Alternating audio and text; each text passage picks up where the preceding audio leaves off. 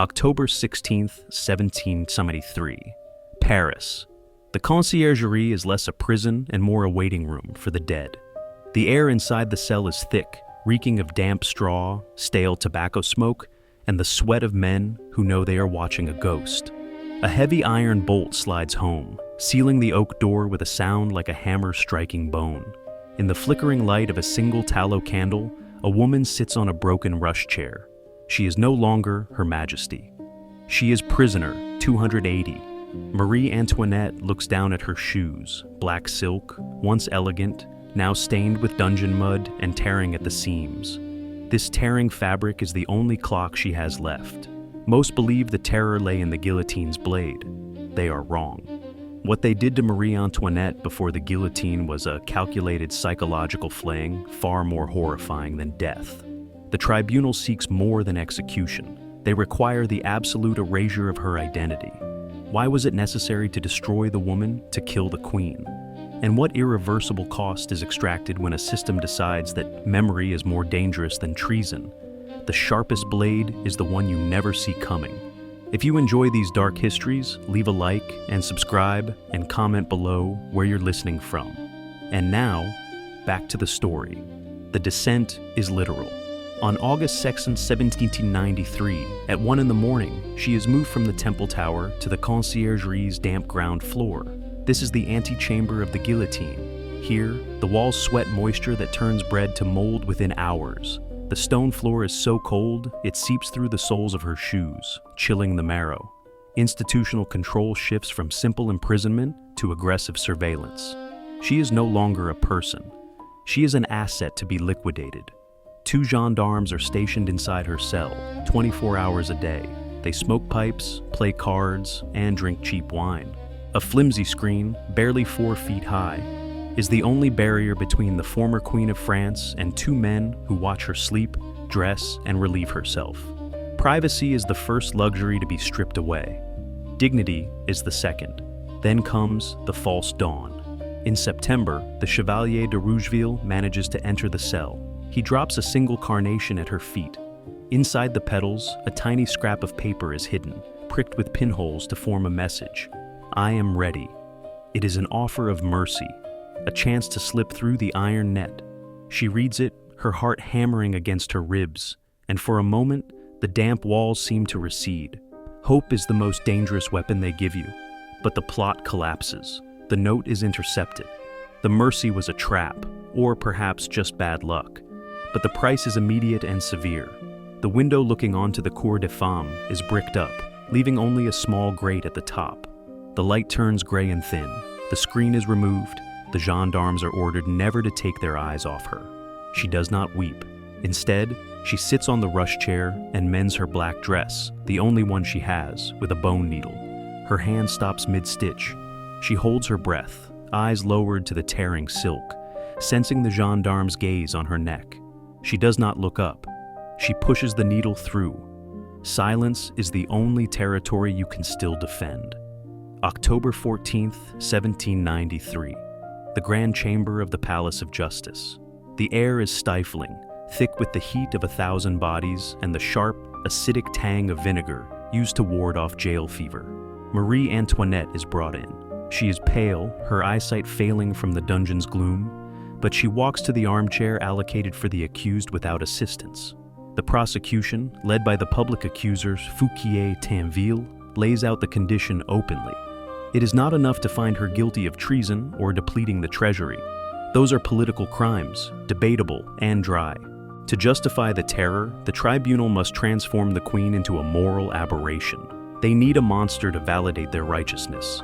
The unstated choice is brutal: break down and validate their narrative of depravity, or maintain silence and be destroyed as a stubborn enemy of the people. The interrogation grinds on for 15 hours. They strip away her title, referring to her only as the widow Capet.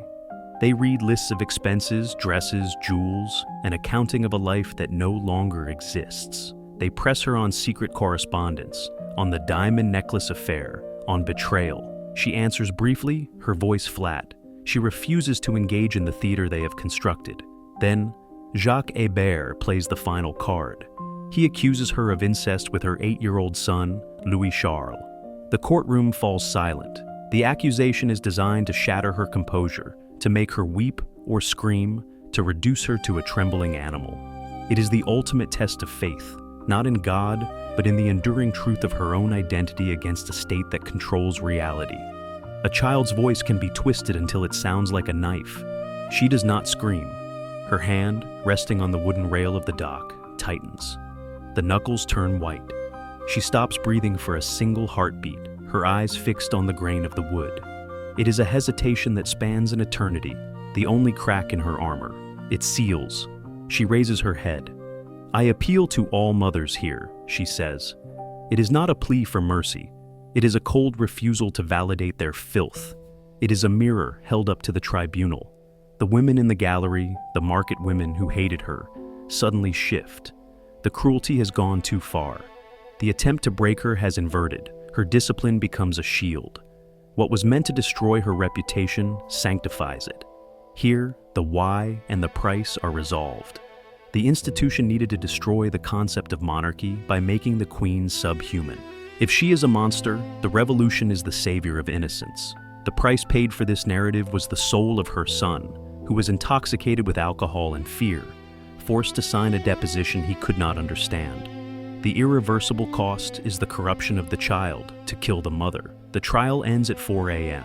The jury deliberates, maintaining the charade of justice, but the verdict was decided before the candles were lit. She is condemned. As she leaves the hall, she does not look back at her accusers. She steps into the darkness of the stairwell, possessing nothing but the truth they could not force her to surrender. The verdict is written in ink, but signed in blood. October 16th, morning. The trial is over. The verdict is death. She returns to the cell, shivering not from fear, but from the bone-deep cold of exhaustion. She has been awake for 48 hours. She asks the gendarme for a pen and paper. She sits at the small wooden table. The ink is poor, the paper is coarse. She begins to write. This is the testament of Marie Antoinette. In Act 1, we assumed the system had successfully stripped her of agency, reducing her to a trembling victim. But the handwriting here is steady, the lines straight. She writes not with the hysteria of the condemned, but with the clarity of a woman who has already left the world. I pardon my enemies, she writes. I bid farewell to my aunts and to all my brothers and sisters. The dead speak loudest when they whisper. She finishes the letter, kisses it, and folds it. Then the final rite begins. She must prepare her body for the spectacle. She cannot go to her death in the stained, mended black dress of the widow Capet. She opens a small bundle she has guarded jealously. Inside is a dress of white pique. White is the color of the lilies of France. It is the color of royal mourning. With the gendarmes watching, refusing to leave even now, she maneuvers behind the small bed to change her linen. It is a wordless, awkward struggle to maintain modesty in a cage designed to destroy it. She rolls up the black dress. She smooths the white fabric. She puts on a simple linen cap. Historical records from the Courtois Commission, found years later among Robespierre's private papers, reveal the hidden truth. Robespierre confiscated the letter. He hid it, believing he was burying her last words. He was wrong. By hiding it, he preserved it. The letter proves that the moral monster the tribunal created in Act 4 never existed. The woman who sat in that cell was not the debauched traitor they sold to the mob. She was a mother worrying about her children, a Catholic worrying about her soul, and a queen determining the color of her own shroud. They wanted a beast. She gave them a martyr in white. They bury the truth, but they forget that seeds grow in the dark. 12:15 p.m. The blade falls. The roar of the crowd on the Place de la Révolution is a physical weight, a wall of sound that crashes against the buildings. But the story does not end with blood. It ends with lime. The body is not taken to Saint-Denis to rest with kings. It is thrown into a handcart, head placed between the legs, and wheeled to the graveyard of the Madeleine. There is no service. The instructions are explicit. Erasure. The grave diggers dump the remains into a deep common pit. They shovel layers of quicklime over the white dress. The chemical burns are intended to consume flesh and bone rapidly, to prevent the soil from yielding any relics in the future. They want the earth to be flat and silent. The administrative machinery completes the erasure. In the parish register, a clerk dips his pen and makes a frantic scrawled entry. For the bier of the widow Capet, 6 livres.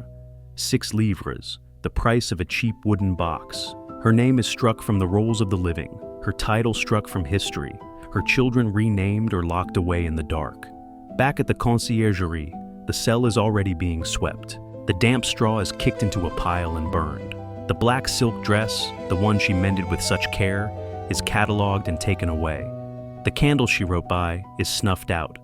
The room is prepared for the next number, the next body, the next ghost. Yet, the silence in the cell is heavy. The bricked-up window still blocks the light.